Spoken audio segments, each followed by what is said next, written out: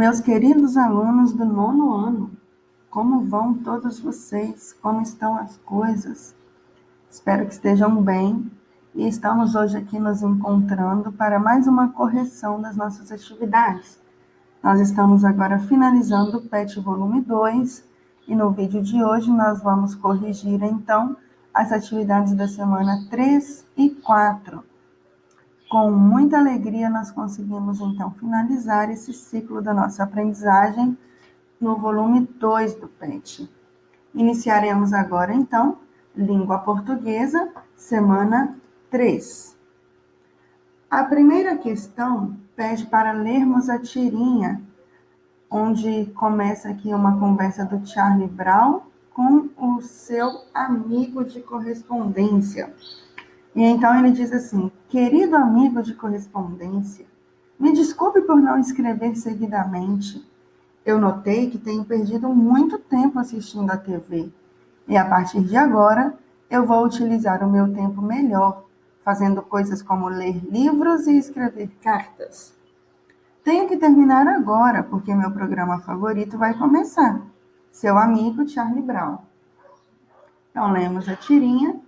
A questão 2 pede, no terceiro quadrinho, a expressão a partir de agora introduz uma mudança de comportamento do garoto. Identifique-a. Bom, o terceiro quadrinho é quando ele diz que a partir de agora irá utilizar o seu tempo de forma melhor, fazendo coisas como ler livros e escrever cartas. Então, ele vai deixar de assistir TV para gastar o seu tempo lendo livros e escrevendo cartas. Daí a questão 3 pergunta: a afirmação de Charlie Brown no último quadrinho demonstra. Olha o último quadrinho, o que é que o Charlie Brown faz? Tenho que terminar agora porque meu programa favorito vai começar. Seu amigo Charlie Brown. Então, qual é a incoerência dele? Ele vai deixar de escrever a carta que ele tinha acabado de falar que ia fazer para voltar a assistir TV.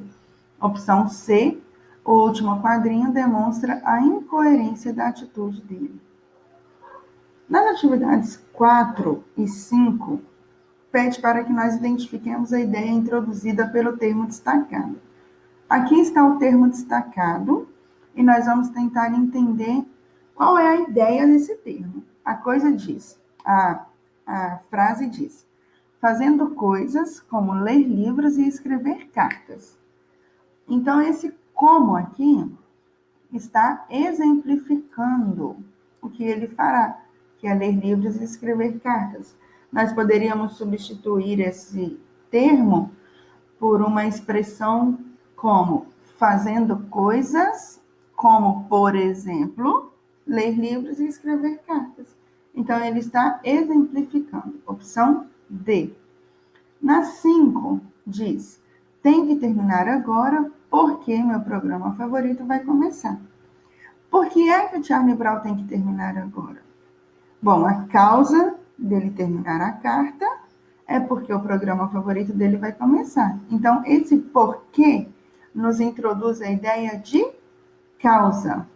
Opção A é a correta. Ok? Aqui nós encerramos a terceira semana do PET volume 2. Vamos iniciar, então, agora a semana 4. E nesta semana, nós vamos falar um pouquinho sobre contos e seguindo aí o eixo leitura. Nós temos, então, a nossa questão 1, que é um texto sobre riqueza e pobreza. Como nós já havíamos combinado nos outros PETs, nas outras correções, eu vou pedir que, por favor, vocês pausem o nosso vídeo, leiam o texto e voltem para nós resolvermos a questão. Por quê? Senão nós vamos delongar muito realizando a leitura do texto. Então, por favor, pausem aí e, se ainda não tiverem feito, façam a leitura, ok? Então, voltamos depois da leitura. E a pergunta 2 diz assim: perceba que o texto se constrói por meio da oposição de pensamentos, no que se refere à definição de riqueza e pobreza. Explique a referida oposição. Bom, o que acontece? Alguém pensa de um jeito, outra pessoa pensa de outro jeito. Então, só estou destacando aqui, meus meninos, a nossa resposta, para ela ficar mais fácil de vocês enxergarem, né? Bom, na visão do pai, a riqueza vem dos bens materiais. Com a intenção de fazer seu filho valorizar esses bens, eles vão até uma família pobre, no caso, pobre materialmente, né? Com poucas posses, e daí o filho percebe que a riqueza, na verdade, vem da natureza vasta que eles desfrutam, que essa família aí desfruta. Agora aqui, nós temos e eles têm. Se repetem ao longo do texto na construção da oposição mencionada na questão anterior. Então, pede para nós identificarmos a quem se refere o nós temos e eles têm. Bom, isso são falas do filho e o nós temos é o pai e o filho. Eles estão conversando entre os dois, né? Estão dialogando. E o eles têm, quem é o eles? É a família que eles visitaram, aquela família pobre. Agora, na questão 4, pede para nós lermos a passagem assim. O pequeno garoto estava acabando de responder quando seu pai ficou estupefato pelo que o filho acrescentou. Obrigado, pai, por me mostrar o quanto nós somos pobres. Note que foi empregada a palavra estupefato para expressar a reação do pai diante da descoberta do filho. Identifique outros vocábulos que poderiam ser colocados no lugar da palavra citada, sem interferência no sentido do texto. Quais palavras que nós poderíamos usar de forma que não mudasse o sentido do texto? O que nós poderíamos colocar aí no lugar de estupefato? Bom, poderia ser espantado, admirado, surpreso, atônito, pasmo, perplexo, dentre tantas outras palavras que funcionariam bem para esse adjetivo aí. Então, aqui são alguns exemplos. Se vocês tiverem pensado em outras palavras, por favor, deixem registrado aí no caderninho também, ok? A número 5 pede para nós explicarmos o porquê da utilização do sinal de aspas em quase toda a extensão textual. Por que no texto inteiro tem aspas abrindo e fechando as frases? É porque, meninos, as aspas servem para sinalizar as falas dos personagens e separar essas falas da narração da história. Porque lá não tem assim, olha, o filho disse, 2 pontos. O pai disse, 2 pontos. Não tem. Então, a aspa serve para nós entendermos onde é que a fala de um começa e termina, onde é que a fala do outro começa e termina.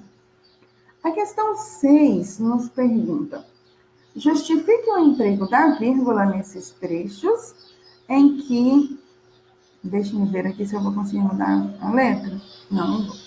Justifique o emprego da vírgula nesses trechos em que o filho exprime a sua opinião sobre a viagem. A pergunta quer saber por que é que foi usado vírgula aqui nessas frases do garoto. Ó, muito boa, vírgula, papai. Obrigado, vírgula, pai, vírgula, por me mostrar o quanto nós somos pobres. Bom, no ano passado, no 8º ano de vocês, vocês estudaram uma matéria que se chama vocativo. Lembram? Vocativo é a ação de chamar alguém na frase. Você está falando e chama a pessoa. Então, esse vocativo precisa sempre ser separado, ser isolado por vírgulas. Então, nesse caso aqui, as vírgulas foram usadas para invocar o receptor da mensagem, que é aquele com quem o garoto estava falando, o pai, e separá-lo do restante da oração, do restante da frase. Então, quando o garoto diz assim, olha, muito boa, papai, ele está chamando o pai dele. Então, vírgula aí. E não tem vírgula depois do papai, por quê? Porque a frase acabou, né? O mesmo se daria se o papai tivesse no início. Se ele falasse assim, olha, papai, muito obrigado. Então, muito boa, aliás, né? Então, a vírgula estaria após a palavra papai. Já na segunda frase, obrigado, pai, ele separou aí o vocativo, é como se o filho estivesse chamando o pai na frase. Então, ele fica separado por vírgulas. Outro exemplo de quando se usar vírgula num vocativo. Quando a gente entra num lugar e fala assim, olha, bom dia, Dona Maria. O bom dia, obrigatoriamente, deve-se ter uma vírgula após, para separar da Dona Maria, que é o nosso vocativo. Entendido? Se tiver ficado alguma dúvida, meninas, por favor, me diga através dos comentários aqui no vídeo, ou mesmo no nosso grupo, da nossa sala, no WhatsApp, no particular, tá bom? O que tiver ficado de dúvida aí, vocês, por favor, me comuniquem. Questão 7. Ocorre a omissão de um termo oracional no seguinte período. Em qual desses períodos aí, dessas opções da A até a D, em que um termo foi omitido, foi escondido? Isso aconteceu na opção A, quando o menino diz assim, olha, eu vi que nós temos um cachorro em casa e eles têm 4. Tem 4 o quê? 4 cachorros? Então, o termo cachorros foi omitido nessa frase, porque ele já havia sido citado antes. Então, não precisava, de fato, falar novamente, né? Nas outras opções, não há nenhuma omissão. Nós podemos, inclusive, lê-las. Olha, nós temos uma piscina que alcança o meio do jardim. Eles têm um riacho que não tem fim. Não há omissão nenhuma, né? Nós temos uma varanda coberta e iluminada com luz. Eles têm um céu imenso com as estrelas e a lua. Nosso quintal vai até o portão de entrada. Eles têm uma floresta inteira. Então, não tem nenhuma omissão nas opções B, C e D. A resposta correta, então, fica na opção A, onde o termo cachorros não foi apresentado. Meninos, eu espero ter ajudado vocês. Eu espero de coração receber as atividades de vocês. Se ficar alguma dúvida, por favor, me contate. Nós finalizamos agora o PET 2 e, graças a Deus, chegamos bem no final de mais um ciclo. Espero que vocês estejam bem, a família também. Fiquem com Deus e até o próximo vídeo.